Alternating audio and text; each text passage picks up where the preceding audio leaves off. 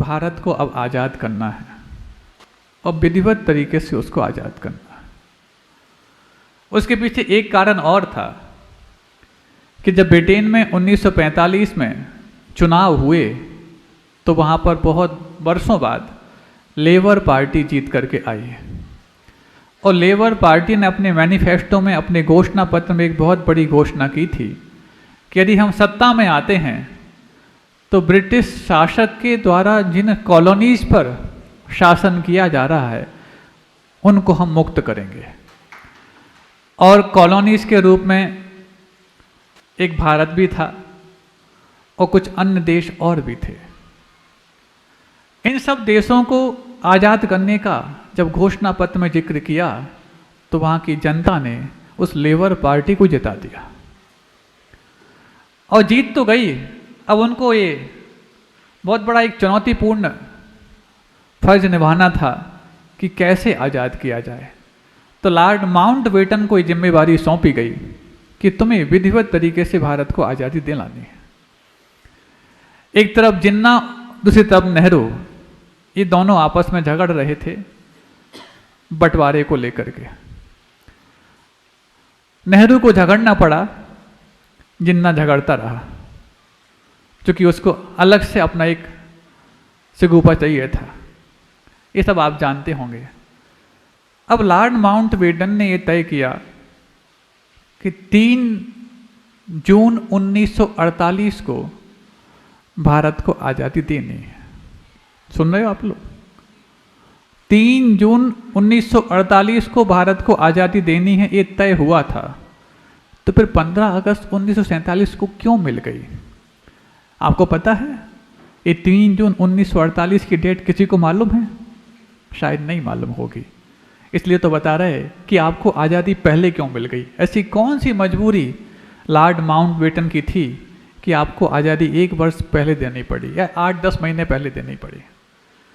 एक तरफ गांधी जी की अगुवाई में सरफरोशी की तमन्ना को लिए हुए क्रांतिवीर अपनी क्रांति की अलग जगाए हुए थे, तो दूसरी ओर आज़ाद हिंद फौज के इतने भी फौजी थे, वो इस भारत को आज़ाद करने के लिए तुम मुझे खून दो, मैं तुम्हें आज़ादी दूंगा, इस नारे को लगाए हुए थे। एक तरफ कुआं एक तरफ खाई। और मुसीबत ये थी कि लेबर पार्टी ने भारत को आज़ाद करने का घोषणा पत्र लिख रखा था, तो उस तरफ से यहाँ पर लॉर्ड माउंटबेटन को जल्द से जल्द भारत को आज़ादी देने की मजबूरी आ खड़ी पड़ी।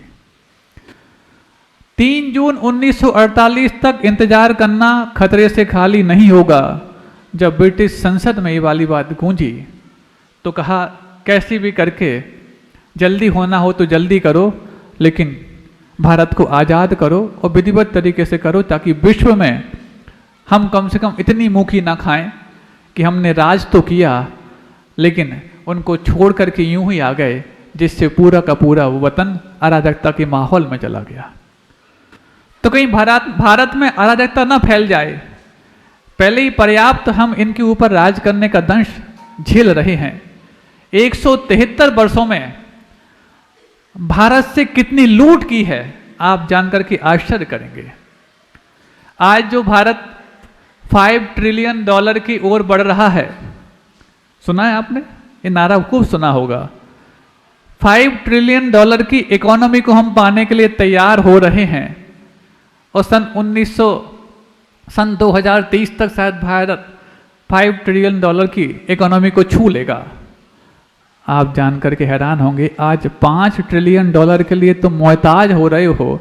173 वर्षों में सन 1765 से लेकर के और 1938 तक अंग्रेजों ने कितना लूटा? तो $45 ट्रिलियन की संपत्ति को लूटा। इसको यदि अब रुपयों में आंकें तो 32,06,700 रुपए की संपत्ति भारत से लूटी गई 173 वर्षों में। तुम $5 ट्रिलियन की बात कहते हो, 45 लाख ट्रिलियन तो हम गमा चुके हैं। कब? 100 वर्ष पूर्व और 173 वर्षों में। आज $5 ट्रिलियन की बात कही जाती है। तो ऐसी कौन सी मजबूरी थी? आपकी बाजुओं में और आपकी रगों में खून दौड़ना चाहिए कि हमने क्या खोया है और कितना खोने के बाद आज कितना सा पा पाया है। सबको जाग करके सुननी है आज जितनी सारी बातें यहां से कही जा रही हैं। आप लोग सुन रहे हैं? आप लोग सो रहे हैं? तो अच्छे से बैठ जाओ, टिक करके मत बैठो, क्योंकि तुम टिक करके बैठे हो। तुम्हारी आज़ादी को टिकाऊ बनाने के लिए कई क्रांतिवीरों ने सूली को हुई अपना हार बनाया है। कई क्रांतिवीरों ने फांसी को हार बनाया और सूली को सिंहासन बनाया है। तब जाकर के तुम अपने आराम से टिक करके बैठ पाए और कुर्सियों पर जाकर के बैठ पाए हो।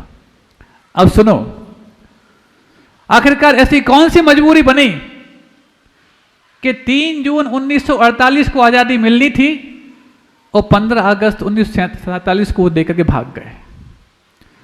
दोनों तरफ से मजबूरी थी, अराजकता का माहौल है। एक तरफ जिन्ना और नेहरू लड़ रहे हैं और एक तरफ आजाद हिंद फौज और साबरमती के संत ने जो आजादी का बिगुल फूंका है भारत छोड़ो आंदोलन के रूप में, वो कहर बरपा रहा है। कहीं ऐसा ना हो छोड़ करके तो जाना पड़े लेकिन इज्जत भी खराब हो जाए, तो इसलिए 1947 में ही आज़ाद करना पड़ेगा। 48 तक का हम इंतजार नहीं कर सकते। तो 47 में किया जाए कोई बात नहीं, दिन कौन सा हो? तो लॉर्ड माउंटबेटन को 15 अगस्त का दिन बहुत प्रिय था। क्यों प्रिय था? जापान की सेना ने 15 अगस्त 1945 के दिन लॉर्ड माउंटबेटन की अगुवाई में ब्रिटेन के सामने आत्मसमर्पण किया था।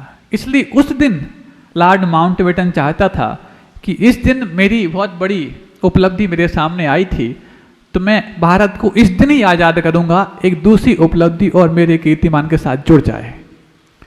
लेकिन जैसे ही 15 अगस्त 1947 को भारत को आज़ादी देने की बात भारतीय ज्योतिषियों के बीच में आई, सुन रहे हैं आप लोग? भारतीय ज्योतिषियों को जैसे पता लगा कि 15 अगस्त 1947 को ब्रिटिशर्स भारत को आज़ाद करेंगे, तो सारे ज्योतिषियों ने कहा नहीं, इस दिन हम आज़ादी नहीं लेंगे। क्यों नहीं लेंगे? क्योंकि 15 अगस्त के 1947 के दिन ज्योतिष के हिसाब से वो दिन अमंगल और अपवित्र था। तो महाराज 15 अगस्त को मिल तो गई आज़ादी, फिर ज्योतिषियों ने कैसे स्वीकार कर लिया? यही तो भारतीय ज्योतिष की करामात है कि लॉर्ड माउंटबेटन की बात भी चल जाए और हमारे दिन भी अच्छे आ जाएं और हम किसी अपवित्र दिन के दिन आज़ाद ना हो पाए। तो फिर क्या हुआ? क्योंकि भारतीय ज्योतिष सूर्योदय से सूर्यास्त तक चलता है और सूर्योदय के बाद तिथि बदलता मानता है, और जिनके लिए कैलेंडर आधी रात में ही बदल जाते हैं। जब तुम्हारी नए दिन की शुरुआत तुम्हारे सोने में हो जाती है तो तुम्हारे लिए रात को 12 बजे ही 15 अगस्त लग जाएगा, और भारतीय ज्योतिष के अनुसार वो 15 अगस्त नहीं, वो 14 अगस्त माना जाएगा, जो शुभ दिन माना जाएगा।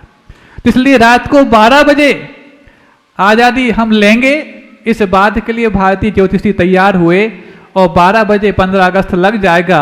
माउंटबेटन भी खुश हो गया, और माउंटबेटन खुश होने के बाद भारतीय ज्योतिषों की भी जो साफे की कलगी है वो फहराने लगी कि बस अब ठीक है। अब देखो इतना ही नहीं था, एक और मुहूर्त होता है जिसका नाम अभिजीत मुहूर्त होता है। अभिजीत मुहूर्त वो होते हैं जिसको यदि उस समय कोई भी काम किया जाता है तो विजय के लिए कारण बनता है, और बिना सोदा मुहूर्त होता है। रात को 11:51 से 12:39 तक अभिजीत मुहूर्त था। सुन रहे हो आप लोग? एक एक चीज बता रहे हैं, बहुत मार्केट की चीज कभी नहीं सुनी होंगी तुमने। कई आजादी के वर्ष मना ली होंगी, वर्षगांठ मना ली होंगी, झंडा फहरा लिया होगा, लेकिन एक चीज आपको पहली बार सुनने को मिल रही होगी। पहली बार सुनने को मिल रही ना? 15 अगस्त को आजादी क्यों मिली समझ में आई? सन 47 को क्यों भाग खड़े हुए अंग्रेज, ये भी समझ में आई। और आपको यदि ये पता लगे कि 15 अगस्त से मात्र भारत की ही आजादी का दिन है, ऐसा नहीं, 3 और देश 15 अगस्त के दिन आजाद हुए।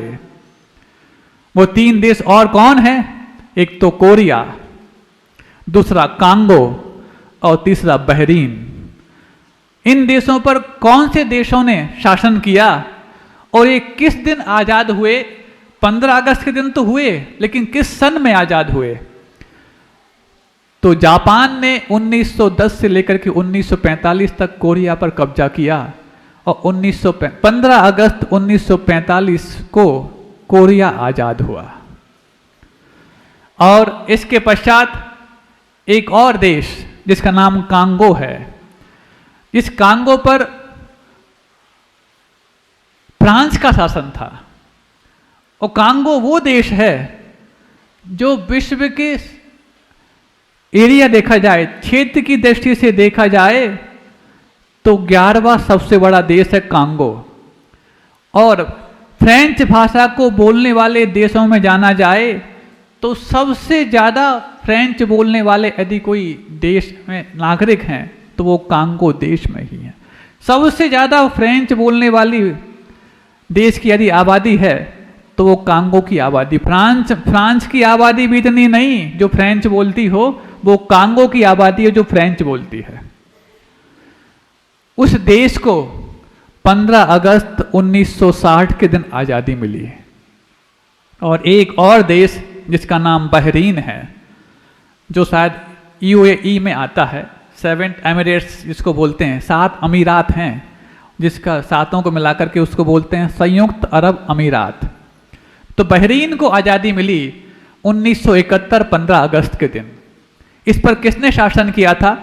तो इस पर शासन भी ब्रिटेन ने ही किया था और बड़ी मुश्किल से उस बहरीन को आज़ाद 1971 के दिन किया, वो भी 15 अगस्त के दिन ही। अब 4 देशों का स्वतंत्रता दिवस है 15 अगस्त, और 15 अगस्त के साथ साथ चारों देशों के स्वतंत्रता दिवस के साथ साथ दोनों के स्वतंत्रता सन अलग अलग हैं। भारत को 47 में मिली, बहरीन को 1971 में मिली, कांगो को 1960 में मिली और कोरिया को 1945 में मिली, जिसको गुलाम बना करके जापान ने रखा था।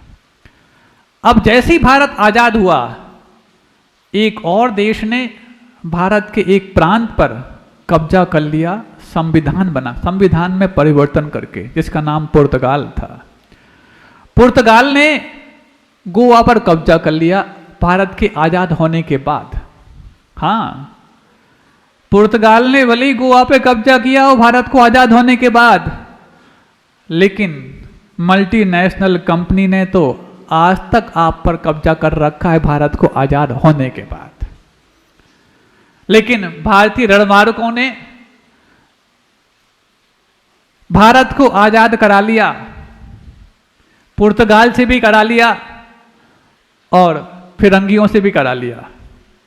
लेकिन एक चीज़ समझो, जैसे ही भारत आज़ाद हुआ 15 अगस्त 1947 रात को 12 बजे, ये 3 चीज़ तो समझ में आ गई। आप लोग सुन रहे हैं? अब आपको एक चीज़ बता दें, रात को 12 बजे आज़ादी मिलनी थी, वो 11:59 से 11:51 से 12:39 48 मिनट का ये अभिजीत मुहूर्त था। लेकिन नेहरू जी को जो त्रिष्ट विद द डेस्टिनी भाषण देना था, ज्योतिषी ने कह दिया आपको 12 बजे के पहले इस भाषण को पूर्ण करना पड़ेगा। हाँ, कितने बताओ लामबंदी की गई थी, कितनी मुहूर्त को देख करके क्रियाएं की गई थी उस समय, कि 11:51 से 12:39 तक अभिजीत मुहूर्त है, 48 मिनट का। लेकिन नेहरू जी को भाषण देना है त्रिष्ट विद द डेस्टिनी, ये कब देना है? 12 बजे के पहले इसको पूर्ण करना पड़ेगा, ताकि 12 बजते ही एक नई खुशहाली का दिन पैदा हो जाए। और 173 वर्षों की क्रूरतापूर्ण गुलामी, यूं तो 300 वर्षों की गुलामी थी, लेकिन क्रूरतापूर्ण गुलामी 173 वर्षों की थी, जिसको आज़ाद करने के लिए भारत के रणबांकुरों ने लगभग 100 वर्ष तक आज़ादी की क्रांति दिलाई। लगभग 100 वर्ष, थोड़े से कम बात मान लिया जाए तो मान सकते हैं।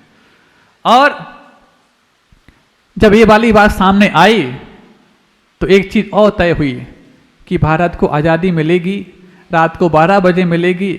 आधी रात को आज़ादी मिलने के बाद नेहरू जी को 12 बजे के पहले अपना भाषण पूरा करना पड़ेगा। लेकिन एक सबसे बड़ी बात, इस टेस्ट विद द डेस्टिनी भाषण को पूरी दुनिया ने सुना, लेकिन गांधी जी ने नहीं सुना। भारत की आजादी का हस्तांतरण भारत के सारे रणबांकुरों ने जो उस समय जीवित रह गए थे लाल किले पर जाने पर देखा, लेकिन गांधी जी ने नहीं देखा।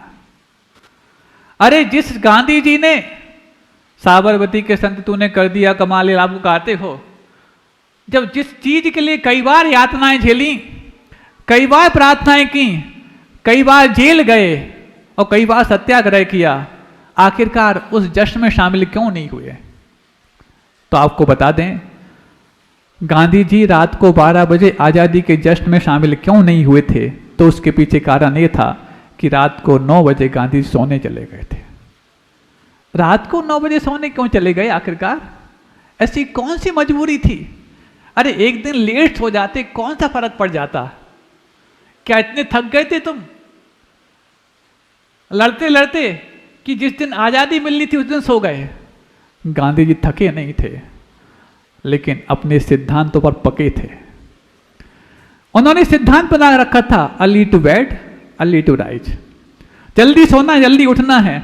और जल्दी सोने का सिद्धांत इतना पक्का था कि रात को 9 बजे सोना है मतलब सोना है, आजादी के दिन भी हम उस दिन दिखेंगे नहीं है। तो जिन सिद्धांतों के आधार पर हमने आजादी पाई है, यदि रात को 12 बजे हम उस समय दिख जाते तो लोग कहते जब सिद्धांत बनाने वाला ये सिद्धांत तोड़ने बैठ गया है तो हमारे लिए सिद्धांतों की कौन सी आवश्यकता है, हम भी तोड़ सकते हैं। इसलिए आजादी का जश्न मनाने वालों के बीच में भी आजादी का सबसे बड़ा क्रांतिवीर वहां पर लाल किले पर मौजूद नहीं था और वो अपनी शैया पर था। लोग कह सकते हैं सोने चले गए, जो अपने सिद्धांतों को सोने और हीरे का बनाने जाने वाले हों तो वो सोने में भी अपने सिद्धांतों की आज़ादी मानते हैं और सिद्धांतों की आज़ादी को बर्बाद करके रात को 12 बजे तुम जागते भी रहे तो उनके लिए कोई सरोकार नहीं है। कितनी बड़ी बात है सोचो। इसलिए हमने कहा साइंस ऑफ स्लीपिंग ये बोलता है रात को 9 से 12 के बीच में यदि आप विश्राम करते हैं तो प्रति घंटे 3 घंटे की थकान मिटाते हैं।